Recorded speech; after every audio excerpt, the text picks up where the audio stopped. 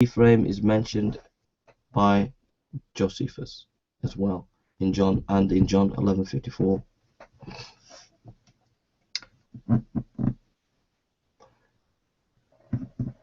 For the Passover there was ceremonial cleansing, and we see that in John 11:55.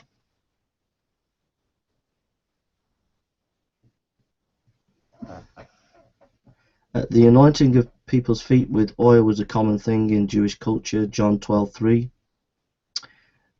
John 12:13.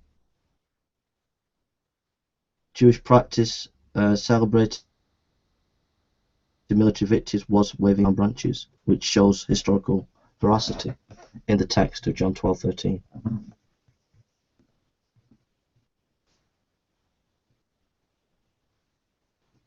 In John 13:14, foot washing was part of culture.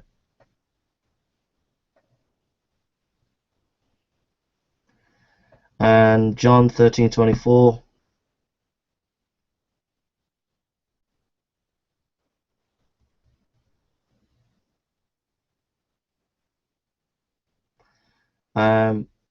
we see Peter posing a question to John to then go and ask Jesus, why would the writer put that in? There's no reason for him to put that in unless it was true.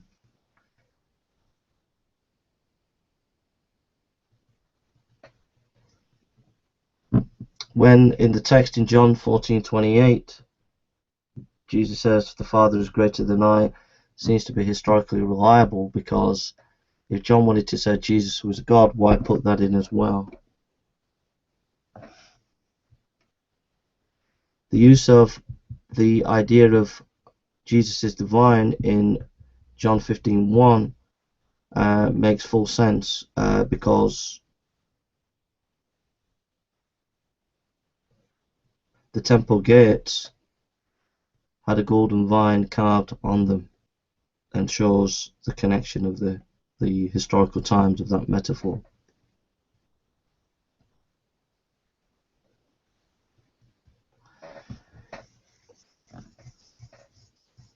In the Dead Sea Scrolls, 1 QH, chapter 11, verse 9 and 10, we have childbirth metaphor, which is mirrored in Jewish culture in John chapter 16:21. In John 17:1, Jewish posture in praying was towards heaven, and is mirrored in that passage.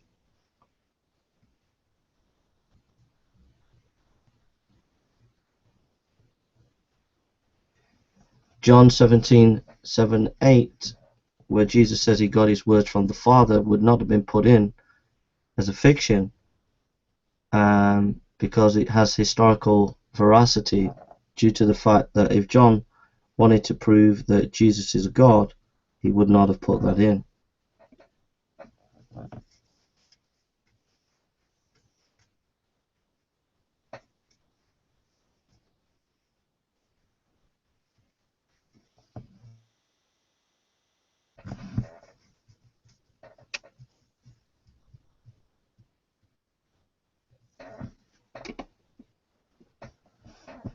A specific name mentioned, Malchus, where he had his ear cut off, is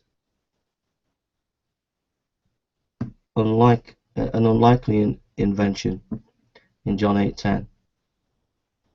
The fact that the name is given shows that people would have known who that person was at that time. Sapphira's father-in-law was mentioned, Annas, and this is in John 18:13.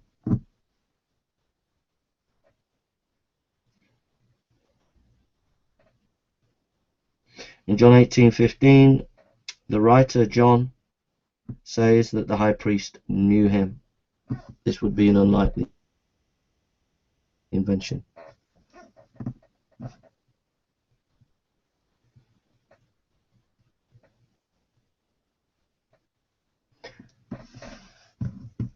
Annas, when he questioned Jesus' teaching and disciples makes sense, because